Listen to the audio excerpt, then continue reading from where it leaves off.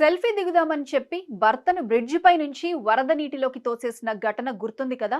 నదిలో బండరాయిపై నిలబడి కేకలు వేస్తున్న భర్తను స్థానికులు తాడు సాయంతో లాగిన వీడియోలు తెగ వైరల్ అయ్యాయి. ఒడ్డుపైకి వచ్చాక భర్త భార్యపైనే ఆవేశంతో ఊగిపోయాడు. తన భార్య తోసేసిందని ఆగ్రహంతో పళ్ళు నూరాడు. భార్య మాత్రం నేను తోసేయలేదని ప్రమాదవశాత్తు పడిపోయాడని అమాయకంగా వాదిస్తుండటంతో ఏది నిజమో తెలియక స్థానికులు తలపట్టుకున్నారు. చివరకు ఇద్దరిని పోలీసులకు అప్పగించారు. తర్వాత ఏమైందో వారం రోజులుగా ఎలాంటి అప్డేట్ లేదు.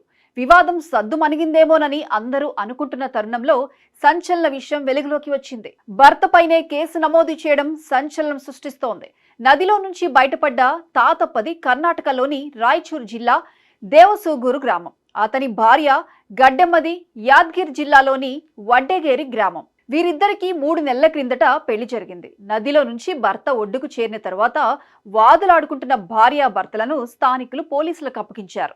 ఇరువైపుల కుటుంబ సభ్యులను పోలీస్ స్టేషన్కు పిలిపించి ఫిర్యాదులను తీసుకుని ఇళ్లకు పంపించారు.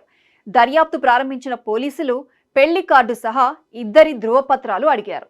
వారి ఇళ్లకు వెళ్లి పరిశీలించారు. ఇరుగు పొరుగు వారితోనూ ఆరా తీశారు. నదిలోకి తోసి చంపడానికి ప్రయత్నించింది కాబట్టి ఆమెతో కాపురం చేయలేనని భర్త తాతప్ప పెద్దలకు తేల్చి చెప్పాడు. తన భార్య గడ్డెమ్మకు విడాకులు ఇవ్వాలని నిర్ణయించుకున్నాడు. పోలీసుల విచారణలో తాతప్ప బాల్య వివాహం చేసుకున్నాడనే విషయం వెలుగులోకి వచ్చింది. పెళ్లి జరిగిన గడ్డెమ్మ వయసు 15 సంవత్సరాల 8 నెలలుగా నిర్ధారణ అయింది. స్కూల్లో చదువుకున్న రికార్డులను పరిశీలించాక తాతప్ప భార్య గడ్డెమ్మ మైనర్ అని తేలింది.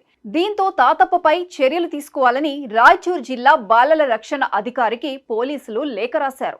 ఇక మైనర్ కు పెళ్లి చేశారన్న విషయం తెలియడంతో రాయచూరు జిల్లా బాలల సంరక్షణ అధికారి రంగంలోకి దిగారు. తన సిబ్బందితో తాతప్ప ఇంటికి వెళ్లి ఆరా తీశారు.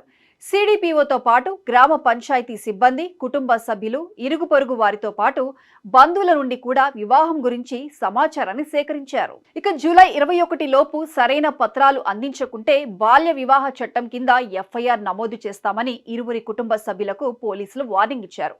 గడువు ముగిసినా సర్టిఫికెట్లు ఇవ్వకపోవడంతో పోలీసులే స్వయంగా వివరాలు సేకరించి నిర్ధారించుకున్నారు.